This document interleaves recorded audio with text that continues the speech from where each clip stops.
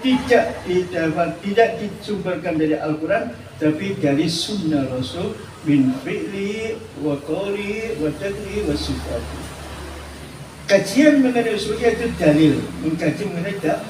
Kalau fikih mengenai hukum, dan hukum itu ada mukallaf, ada ghairu mukallaf. Mukallaf orang yang sudah dibebani dengan hukum, yaitu orang yang sudah balik. Kalau kita mengacu kepada fikih as-sunnah, yaitu idza amila yusabu wa idza ma amila la yu'aqabu. Kalau dia jalankan akan dia dapatkan yaitu pahala, apa dia tinggalkan maka dia tidak akan berdosa. Lain dengan haram, lain dengan.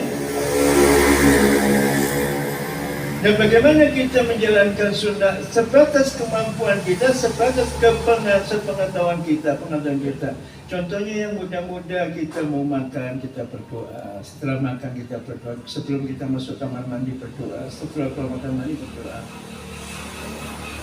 Ini amalan yaumi amas. Setelah kita wudhu berdoa, setelah itu menjalankan sholat sunnah. Kita masuk masjid, kaki kanan dahulukan, keluar kaki kiri dahulukan. Ini sunnah-sunnah ajaran Rasul yang selainnya harus kita mau ke masjid kita berdoa Allahumma fir lana warhamna.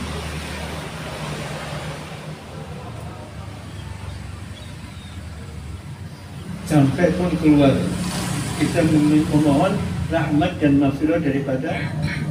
Ini yang doa-doa yang dituntut.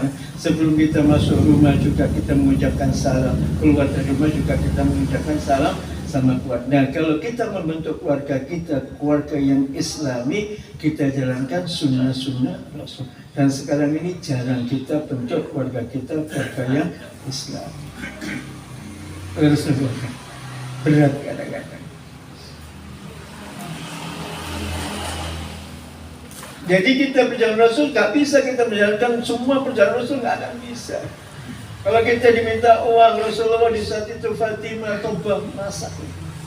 Datang awal Ramadan, datang seorang ke getok pintu ke rumah Rasulullah, minta futur. Futur yang dia bikin dikasihkan semuanya sama. Kisah nggak kita seperti itu. Kalau anak kita ada putus juga. Ini kita suami. Pangan dewe.